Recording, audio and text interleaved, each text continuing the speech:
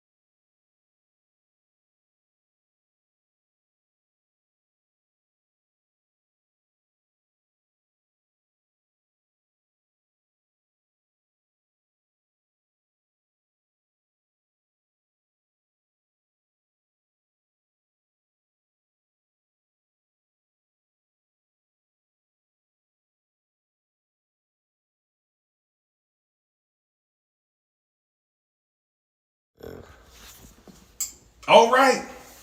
Welcome into our blooper field Sunday. Okay. I'm glad that you have joined us for all of our errors today, but we're on and I'm happy about it. So while you're coming in, do me a favor. I got another blooper.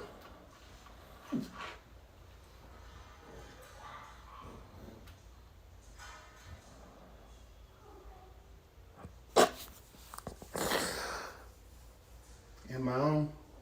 No. You can hear me. I don't even know. I mean, we struggling today, y'all. Oh my God. It's okay. Latavia, are you even on? Is Martavia on? No. Oh my What is God. going on today? I was This on. is insanity. Devil Papa, is a liar. I give it to you. He's the biggest liar. Well, you know what? I ain't about to worry about it because for some reason it's just blinking. Is that on? I think that's on. That's See, he what it blaming is. me, Oh y'all. my God. He blaming me, and it ain't even. Well, it is partially me. There's a lot going on there. No, that device got to be on. Okay, it's on now. Now we got audio. If you can hear me, clap once. All right, I think we're good. Boy, is it picking up now? Yeah. All right. All right. We are on now. When I tell you this cannot be real life, this is what we're struggling with today. But God gonna be glorified. Oh, yes, he will. And the devil gonna be horrified. Oh, yeah. Run, devil, run. Hey, man, this is the real side of what we do in ministry. So, but it's not always perfect, but it's all right with us. Well, anyway, man, I'm glad you all are here. If you would indulge me, share the live. I want y'all to do that for me. Post it on your page right now. We're live on YouTube and on Facebook. I don't have my YouTube up, so I can't see if you're engaging there. But if you do drop any comments or questions, we will be able to respond after the fact. All right. But I'm glad you're here, man. We are in March the 1st, which means we are two things. Number one, our first Sunday of March, and we're going to have Holy Communion. So I want to invite you to be my guest. But I am excited of the fact that we're starting a new sermon series entitled Entrusted, the life of a faithful servant. I'm sorry, not servant. I'm telling you, we got bloopers all day, every day today. Life of a faithful steward. Yes. Steward. So we're going to be in our series Entrusted, man. I'm so excited to be there today. We're going to be unpacking in worship 1 Peter chapter 4, verse 10, and looking at our gifts, being a wise steward over what God has gifted to us. And so I want you to make plans to be my guest. 7810 Albania Avenue, 320 810. 32810. There it is. Orlando, Florida, man. I want y'all to come be my guest. 3 p.m. this Sunday. I am excited about this word, and I pray we don't have no bloopers live at church today. I mean, hey. But I feel like it might be one or two that happens. But at any rate, man, being a steward is more than just what we do with our money. It's what we do in our life and anything that God has entrusted to us. And so with that being said, one of the key components, you might hear a whole bunch of commotion in the background. My grandbabies is here and he's stomping all through the house. All right. So, but, but here it is. You hear these little tiny pitter pat all over the place. He weighed 10 pounds, but you think he weighed 110, okay? Right. But at any rate, being a wise steward is one of the things that God entrusts us with our health. And so today we have started our 30-day 10K challenge. We want you to walk 10,000 steps a day for 30 straight days. Now, again, we're not looking for everybody to be perfect. Everybody's not going to hit that goal. We get it. But I want to challenge you to participate in this with us because health is wealth. That is one of the areas that affect us negatively and makes us unfit for kingdom work because our physical body doesn't allow us to do what we know God is calling, challenging, and convicting us to do. And so I want to make sure that we take time intentionally to be wise stewards over our health and we start moving. I would argue, brothers and sisters, that one of the greatest gifts we have is health, more than money, more than relationships, because it helps us to sustain and continue on. Ask anyone who struggles with health. Ask anyone who struggles with health issues. They wish there were certain things that they could accomplish, that they are limited and unable to do. And so you can easily take it for granted, but I want to challenge all of us that can to do something. Start moving and let God show you that he can restore what he has entrusted in you. It just takes us to start doing it. All right, so as you're walking, I want you to take a picture, take a video, and I want you to use hashtag Zion Walks. Hashtag Zion Walks. And we are going to share as a church all of you that participate in the challenge with us because, again, we want to push health being our greatest currency. All right. And lastly, before we get into our thought today, is our Each One Reach One evangelism service. We are pushing. We want every person a part of the church to bring someone with them to church on Sunday, March the 15th. So I want you to not only be my guest, but I want you to bring someone with you because they always say one thing, man. Each one has the power to reach one, and that's what we want to be. We want to be intentional in our evangelism. And when you come to church on Sunday, we have these cards that I want to give you. I want everyone to take a card or three. I want to take 3 cards and be intentional about evangelizing to someone this week. They are We Care About You cards, and I want to make sure that we can put them in the hands of some people to let them know that Zion cares. All right? So again, Each One Reach One, Sunday, March the 15th. Sunday, March the 15th, we're going after it. All right, at 3 p.m. All right, let's get into our thought today, man. Let's get into our thought. I'm so excited that we have the incomparable, constant show host in and of herself, Dr. Chief Evangelist, Master Prophetess, Wow.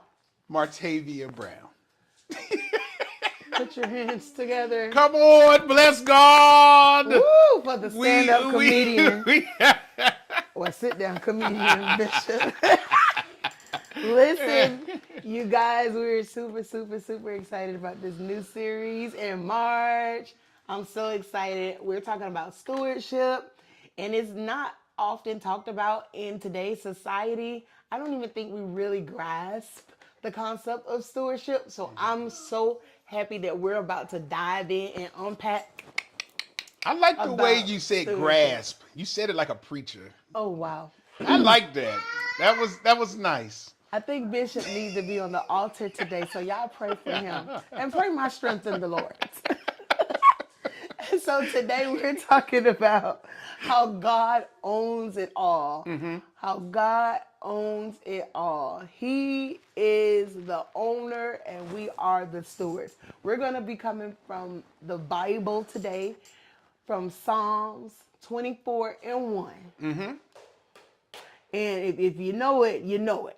And the Bible says, the earth is the Lord's and the fullness thereof, or in another translation, everything in it. So the earth is the Lord's and everything in it.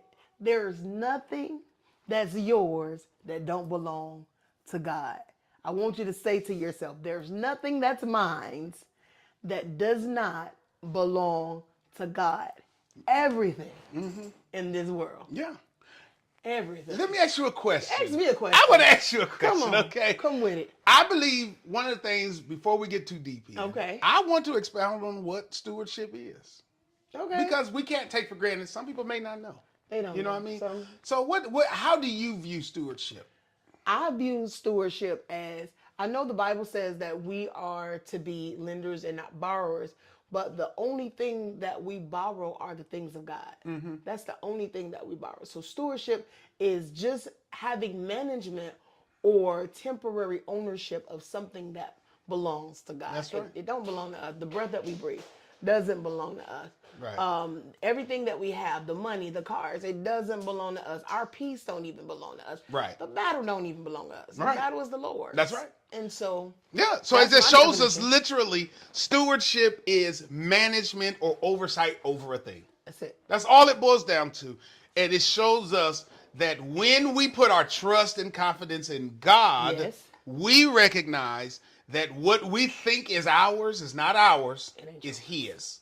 He has graced us to oversee or manage or execute what He has entrusted or engrafted to us. Yes. The question that we have to grapple with is, am I being a wise Come on. steward Yeah. over what God has entrusted with me? That's a good question. That's the real question. Ultimately, we have to weigh that through the lens of our personal life and ask, have I adequately handled what God has trusted with me? It's all about perception too. Yeah. Yeah. Because if we perceive that everything that we own is God's, we'll treat it differently too. Oh, absolutely. Because you know what I've learned? We treat other people's stuff better than we treat our own. Sir. I'm telling you. If we recognize and are honest about it, we will manage other folks' stuff better than we take care of our own. That's so true. We really do. We really so do. true. And I mean, and I don't want to go off, but as a business owner, I recognize people will work harder managing somebody else's business than they would investing in their own. Because accountability makes us want to be responsible over somebody else's things. In life and in God, we have to recognize that we're accountable. Yes. That means that family, I'm accountable to them Yeah. because they're not mine. I may have not me, but you may have given birth to them, Yes, but they don't belong to but me. they don't belong to you. Right. Jewel and Amora are God's. That's it. And so that when I recognize that what I have, quote unquote, isn't mine, but God's, and I have to be a steward over it because I have to give an account over what He has entrusted me with, right. I'm going to have to treat it differently. That's it. Because when it's just mine, it's no big deal. There's no urgency. It's not that, you know what I mean? It's nothing to us when it's just ours. But now that I recognize it is God's, Yeah. I treat it differently. Yeah. It's easier for us to invest in others. So I think our first point then is that we have to recognize, number one, God is the creator. And as the creator, that means He's the owner. He's the owner. He's the owner. If He made it, He has the right to rule over it. That's right. Right? That's it. And what he hasn't gifted us with is because of that. 24 doesn't leave room for debate. If he created, the earth is the Lord's And everything else. and the fullness thereof. The world and they that dwell therein. So he said every single thing on this earth and every single person on this earth belongs to him. So that means our money is God's, our time is God's, our gift is God's, our influence is God, even our breath is God's. Everything is his. So I personally want to ask you then, why do you feel we as a people struggle letting go of the authority, sovereignty, or right ownership over what we feel we own instead of allowing God to really reign and rule over what he has entrusted us with? Why do you think we struggle with that? Because a lot of times we as human beings like to be in control. We have to be in control over something. Society has taught us, life has taught us, politics have taught us, religion has taught us that somebody has to be in control. And because somebody has to be in control, why can't that person be me? It's mine. Yeah. And so instead of relinquishing the minds for the his, that's where we fall into trap. That's where we get it misconstrued. That's when God can't really entrust us with more because we can't relinquish the minds for the his. Yeah. Right? I agree. Yeah. And I believe that when we are so caught up in what is ours, if we can't let go of it, that in and of itself, that culture breeds pride. Because now it's all about me. That culture breeds pride. When we forget God is the owner, pride grows. Yes. When we cannot take a back seat, we feel we're more important than God's agenda. That's pride. That's pride. That's pride. That means I have a better way. I know more. I have more wisdom. Why? Because we have more confidence in us than we have in God. Because we have a lack of faith. Yeah. We have a lack of faith because we have more confidence in what we can put our hands on than what we can believe for. The tangible. Versus the intangible. Man, that sounds like a preacher right there. Yeah. Oh my God. Say that again. The tangible. Can you pick her mic up? Versus the intangible. My God. Pride grows. But I would argue that when we do remember that God owns everything, the juxtaposition takes place. When we feel it's all ours, pride grows. Yeah. But when we recognize it's all God, humility returns. That's right. You know what I'm saying? And I think that is one of the key points and takeaways that we have to really grapple with in this entrusted series is that if it's always about me, I have to ask the question, am I full of pride? Or can I let go and trust that God can handle what he has placed in my life? Yeah. You know? It's like having to put your life back in spiritual homeostasis, which is normalcy, which is that state of being dependent on God. You better drop these words today. Oh my God. I get it from you. Drop these words today. I get it from you. But yes, it's like putting your spirit back into homeostasis or normalcy or an alignment to where you were created anyway. You were created to depend on God. Our kids are created to depend on our parents, and because God is our father, because he is our creator, our dependency is on him. And so that's when stewardship come in. It's like, hey, my God provided this for me. I have to treat it well. I have to treat it with reverence, with honor, with respect, with everything, and protect it, because in order for God to entrust us with more, he has to be able to see that we're okay with the little that he gives. And life is always progressive. So you don't want to stay stuck in the same place or in the same season of your blessing or or sickness or whatever. It's taking care of the body, taking care of the mind, taking care of your kids, and taking care of everything that God entrusted you, knowing that it don't belong to me, it belongs to God. And when I can do that, I'm humble. I'm humbled, and I can be placed in a position where God can depend on me to take care of His stuff. Yeah. To take care of His people. So I want to ask you a question that only you can answer in the chat, and this is the question. What's one area of your life that you've struggled to fully surrender? This is the question that only you can answer, and you don't have to answer it publicly. I want you to say personal evaluation. What is one area of my life that I've struggled to really surrender?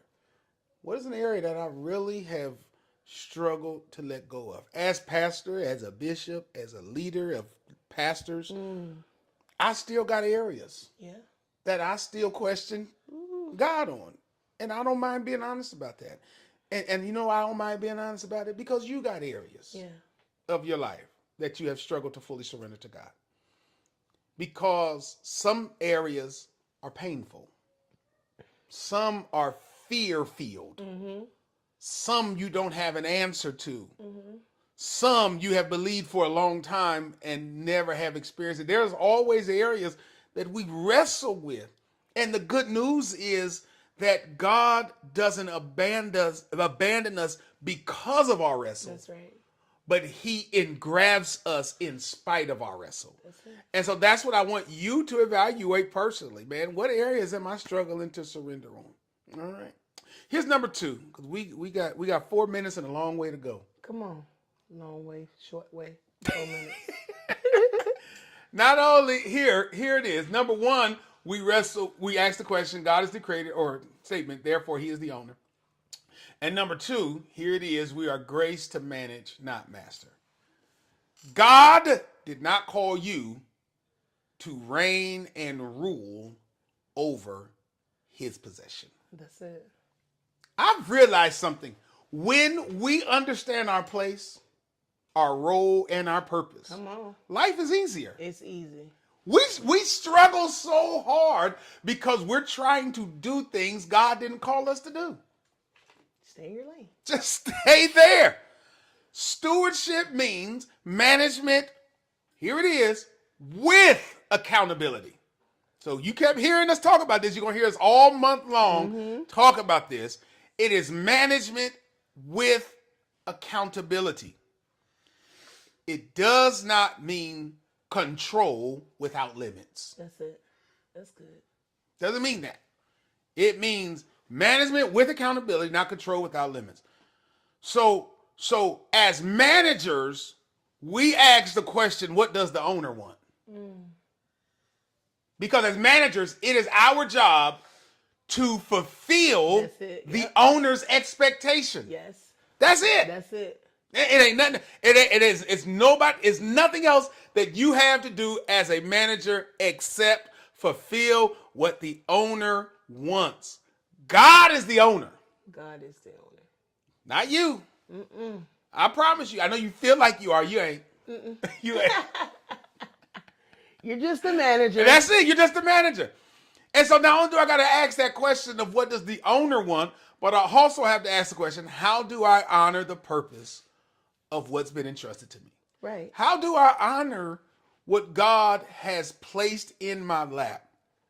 Because I promise you, one thing I've learned, if we dishonor what God has entrusted us with, He'll take it. He'll take it. He'll take it. Yeah.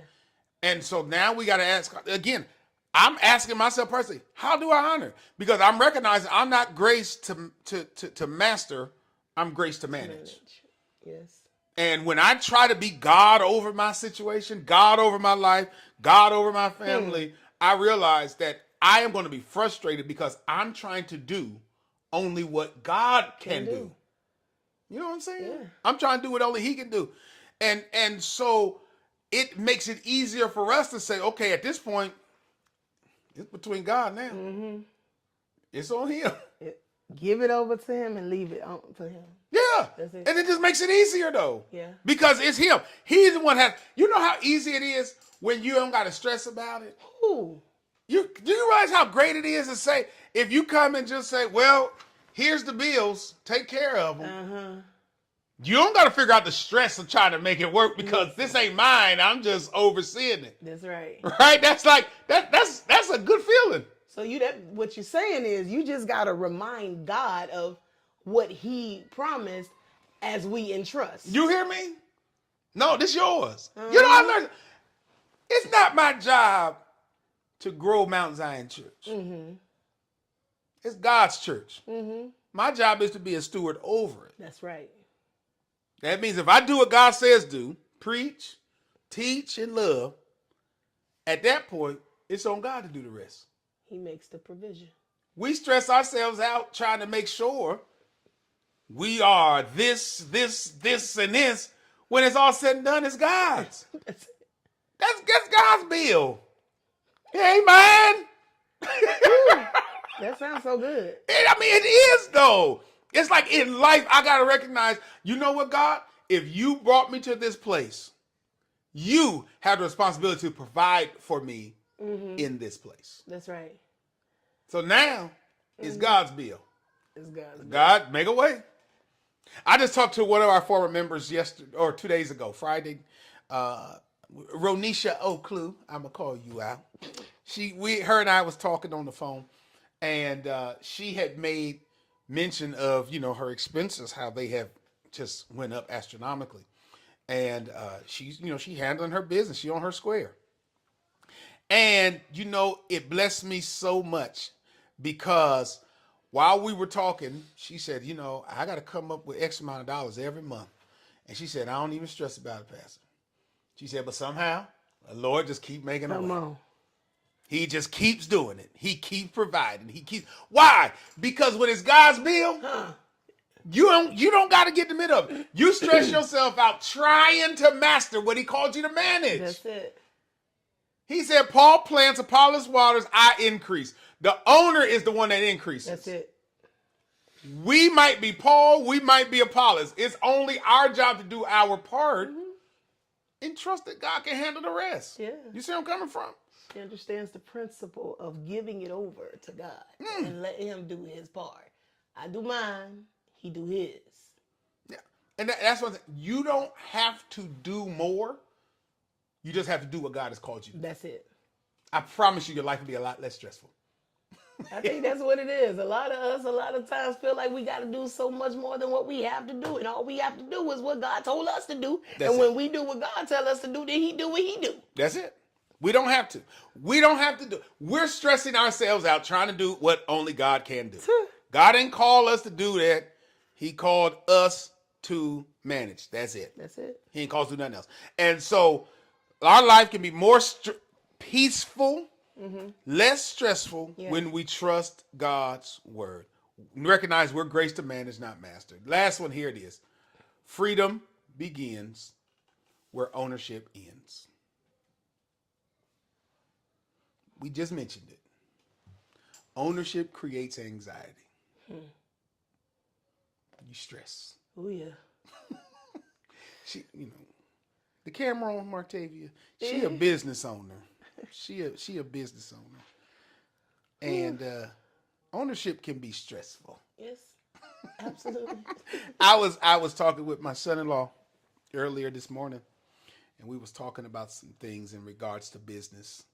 And I was telling him that money doesn't come in the type of business I'm in. It doesn't come consistently. We get chunks of money, and we might wait 4 weeks, 10 weeks, 16 weeks, 20 weeks before our next payday comes. It can be anxious. Like it can be. My God. It can be very stressful, but here it is. Only thing that can make it less stressful is if you manage or properly steward what comes in when it comes in, recognizing that just because I have it today doesn't mean I'm going to have it forever. That's right. That's right. And I promise all of us, when we recognize the importance of proper stewardship, we can be less stress-filled because it is not our responsibility to make a way. It is only God's. That's good. It is the Lord's. You don't have to fix people. They're God's. You don't have to fix family. They're God's. You don't have to fix your finances. It's God's. It is your job to be a manager over it. That's right. That means I gotta love people, but I don't gotta fix them. That's right. Ooh. I gotta teach them, but I don't have to fix them. Don't. I have to be wise over my finances, but I don't have to create it. No. That is God's job. He's the owner. And when we recognize that there's a moment where our limitation comes, God steps in. The Bible tells us when I'm weak, that's when when He's strong. When I've come to the end of my personal ability, God steps in. He says, I got it from here. Yeah. I got it. So, Ooh. man, I'm excited about Entrusted. I really am, man. I want y'all to do this. Listen, join us next Sunday. We're going to make sure that we don't have no bloopers next week. Maybe. And our mics are going to be on. And our cameras ain't going to be crooked. And we're going to be straight.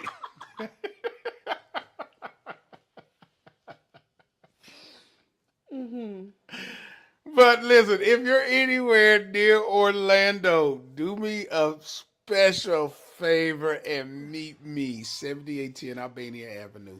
We're going up today for our Entrusted Sermon Series. I am super excited about it. And so I'm going to tell y'all now, we're going to be focusing on 3 T's: our tithe, our talent, and our time. Our treasure, our gift, and our time. We're going to be focusing on these 3 key components when it comes to stewardship.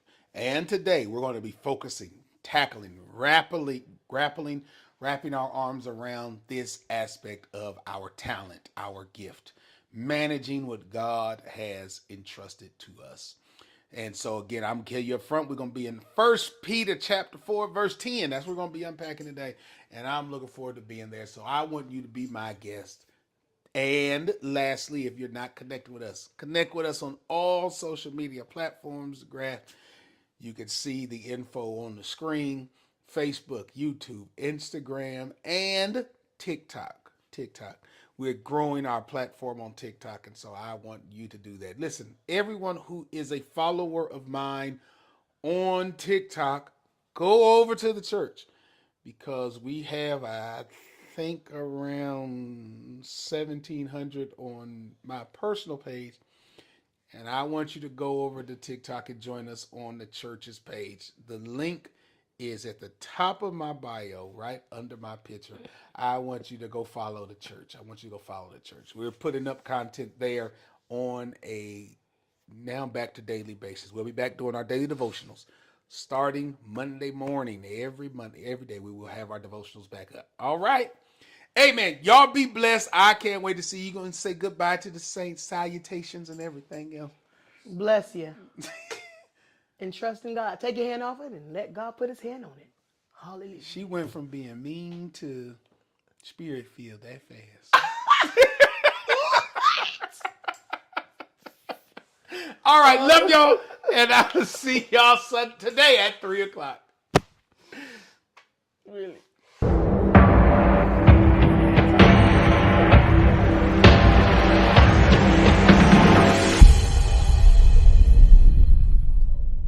You guys.